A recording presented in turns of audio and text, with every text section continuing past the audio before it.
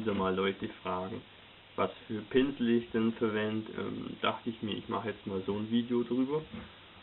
Da gibt es eigentlich nicht viel zu sagen, denn ich verwende eigentlich sehr billige und ja, krustige Pinsel, weil ich dazu neige, die Pinsel recht sorglos zu behandeln, und deswegen trocknen die auch gern mal ein, weil ich sie vergesse auszuwaschen und sie dann einfach in das Glas reinstecke. Zum Beispiel der hier, der ist steinhart. Alles in allem verwende ich eigentlich relativ wenige Pinsel, die wirklich was taugen. Und das sind hauptsächlich Revell und Italeri Pinsel. Und ich habe hier auch ein paar synthetische von Italeri, die mag ich aber nicht so gern. Weil, weißt du, der Farbauftrag, den die produzieren, der gefällt mir nicht, und die sind auch so rau irgendwie, wenn man da streicht. Das habe ich nicht so gern. Ich bevorzuge schon Pinsel mit echt Haar. Muss jetzt kein Made sein oder so, aber irgendwie nichts Synthetisches auf jeden Fall. Ja, weil ich dann auch so ein Pinselmörder bin, verwende ich eigentlich nur diese Pinsel, die dafür aber sehr häufig, die anderen in dem Glas, die sind größtenteils ruiniert, und die verwende ich dann eher, um irgendwo Schlamm aufzutupfen oder für Trockenmalen oder für niedere Zwecke. Das sind wirklich die guten, abgesehen von dem, die ich auch wirklich zum Bemalen von Figuren und so weiter verwende. Fangen wir mit dem dünnsten an. Das ist von Italeri ein 3.0 Pinsel.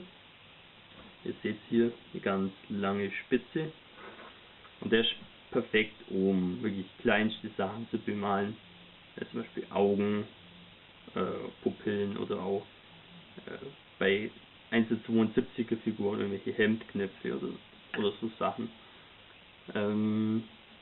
Ja, ist fast schon ein wenig übertrieben fein, der Pinsel, aber für die Tätigkeiten braucht man den. Ansonsten bevorzuge ich eigentlich eher die gröberen Pinsel, aber dafür eine feinere Hand, das geht ja auch.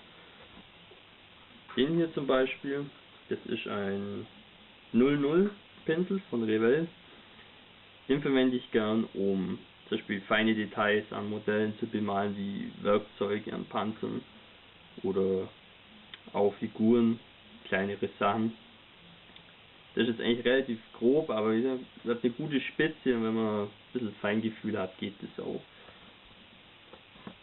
Für normale Details verwende ich dann eher einen Pinsel der Stärke 2, das ist auch von Revell, einfach weil der eine gute Spitze hat, und ich hasse es, wenn Pinsel sehr fein sind. Wird man meinen, da kann man besser Details bemalen. Das stimmt eigentlich nicht, weil man da sehr wenig Farbe mit aufnehmen kann, und ich habe es gern, wenn ich eine feine Spitze habe an einem großen Pinsel, viel Farbe aufnehmen kann und dann das viel flüssiger bemalen kann. Das funktioniert einfach besser. Ich denke mal, das ist jetzt nicht bloß eine subjektive Sache, sondern das ist eigentlich wirklich so im Allgemeinen. Weil was sollte man jetzt zum Beispiel mit so einem feinen Pinsel großflächig bemalen? Das geht fast gar nicht, weil der viel zu wenig Farbe fassen kann, im Gegensatz zu dem oder dem. Ja, von denen hier habe ich mehrere. Stärke 2 ist eigentlich meine Lieblingsstärke bei Pinseln. Das sind alles dieselbe Stärke hier, alles Revell-Pinsel. Das eignet sich ganz gut für verschiedenste Tätigkeiten. Reicht von 72er Figuren bis 1:35er Figuren. Auch allgemein sehr nützliche Pinselstärke. Dann für Washings braucht man natürlich größere Pinsel und vor allem weiche Pinsel. Das hier ist, wenn ihr es lesen könnt, keine Ahnung, was für eine Stärke das sein soll. Ich schätze mal 4 oder 5. Den verwende ich gern, um das Washing aufzutragen. Einfach damit man besser arbeiten kann auf großen Flächen, und weil er auch so weich ist, kann man auch das besser verteilen, ohne dass es große Pinselstriche zu sehen gibt. Und jetzt zuletzt der große Boston-Pinsel. Den verwende ich gern bei Dioramen, um zum Beispiel diese Erdpaste, die ich da immer verwende, aufzupinseln. Oder wenn ich zum Beispiel das gleiche mit Schnee mache und dergleichen, da ist der wirklich perfekt und der geht auch gut auszuwaschen, weil der hat eigentlich relativ wenig Borsten. Und dadurch geht es richtig gut, wenn man jetzt hier einer meiner ruinierten Da Vinci Pinsel anschaut. Die haben so viel Borsten, die kann man überhaupt nicht mehr sauber machen später. Das ist keine Chance, deswegen das ist dann steinhart. Auch wenn man den nur mit normaler Farbe benutzt, dann muss man wirklich sehr aufpassen, die gut auszuwaschen. Und da bin ich offenbar nicht geeignet dafür. Ich bin eher der grobe Typ. Also wie ihr seht, es ist gar nicht mal nötig, eine Auswahl an teuren Pinseln zu haben. Es reichen auch wenige billige Pinsel, wenn man ein bisschen eine feine Hand hat. Ich gebe zu, dass teure Pinsel definitiv besser sind, aber für mich persönlich funktioniert die billige Variante besser, weil ja, ich einfach nicht sorgfältig genug bin. Ich zerstöre die Pinsel einfach über kurz oder lang. Und ich sehe da nicht ein, 5 Euro für einen Pinsel zu zahlen, der binnen kürzester Zeit ruiniert wird.